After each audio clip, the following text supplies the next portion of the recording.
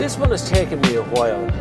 I had to wait a while for a Volvo XC90 for a start because there's just such a demand on them, and it was hard enough to get one. Now this one is firmly in the mid spec, we'll say, not top spec, but not the bottom spec either, right?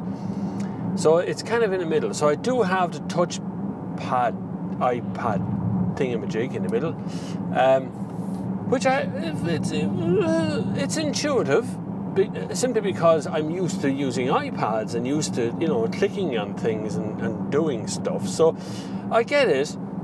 If a little bit complicated, there seems to be a lot going on. It's busy, you know, and may I say, ever so mildly distracting, you know. So if I want to make a phone call, I have to press that. Then I have to look for contacts. Then it shows me all my contacts here very quickly, which is pretty good. So I get that. But like trying to get to the radio station, you know, you press this, then it's like I'm playing from Bluetooth FM. There's FM there. Just turn it down. I'm on the right channel there. So it's intuitive enough, you know.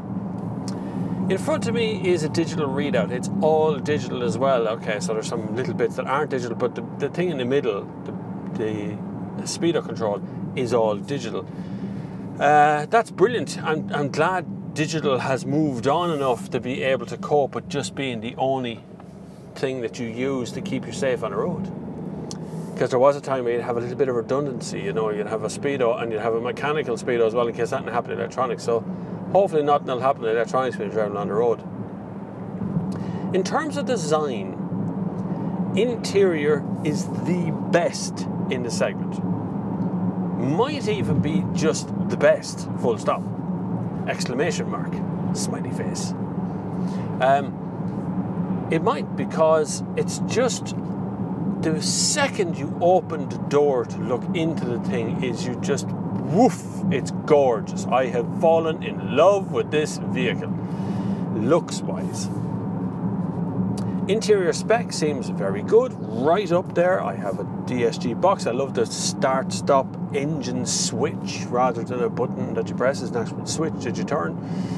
Loads of storage, tons of the stuff. I've cubby holes everywhere, all around me here. Beautifully, beautifully done. Exterior, it's a bit square. It's very impressive, don't get me wrong. The look of the thing is gorgeous, but God, it's slab-sided, I have to say.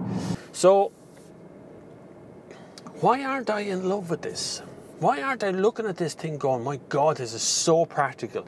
Look, I like 7 full seats and room for all the shopping and room for a dog with all the shopping. Everything is being catered for. It handles beautifully, it drives nice. You put your foot down and there's a mild surge in the background of power. It's not punching me in the face. It's very, very gentle. Some might say that torque level is a little bit low for a turbo diesel, but yeah, you know, it's good. So I plod along the road here in this car, and I feel it, I get it, Volvo, I do. It's astoundingly pretty in here. It really is very, very nice. But it's got no soul. Therein lies my problem. I'm not a big, you know, I don't need a car to be exciting and fabulous and wonderful and gorgeous all the time. I don't really care about that. I care about how it feels, how it makes me feel. When I look out the window at a car and I go, yes, I want to drive that car. That's a car that's got me, that's in my head, in my brain, in my heart. This didn't quite get there. And yet, let me remind you Volvo people, when you were all getting on to me about my Volvo V60 video about the doors that need to be double clicked to open and the rest of the doors don't open, that's really frustrating, and you have to press the keys to open the doors. And there was an awful lot of complaints going, oh, you can change settings, you can do this, you can do that. You don't know what you're talking about. Volvo got rid of all of that. So explain to me where I was wrong. All that's gone. The door opens in one click. The back door is all open when I open that door. No settings in there about door locks. All gone, all taken care of. Volvo changed it all. So, Daddy Bob was right. I was right. I was absolutely right. They needed to get rid of all this complicated door locking system. It was a waste of time and a waste of space. Yet I drove a XC60 the other week and it still had all those bloody stupid locks on them. You pull the door and you pull the handle again and pull it twice. Oh, what happens in the event of a crash? You want to get your kids out the back of the car and you can't open the doors. So easy.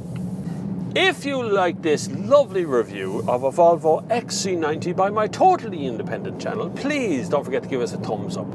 Leave a comment down below if you've got any questions. I answer nearly every question that's ever put on my channel, which is amounts to about 600 comments a day. Please, if I deserve it, give us a subscription. Don't forget to subscribe and have a look at the other videos, because there's 300 and something videos up on the channel already. So hit me with it, baby. You got a question, leave it in the comments below or send me an email, bobflav@thenextgear.com. Everybody's got my email address. And until the next time, I will see you on the far side.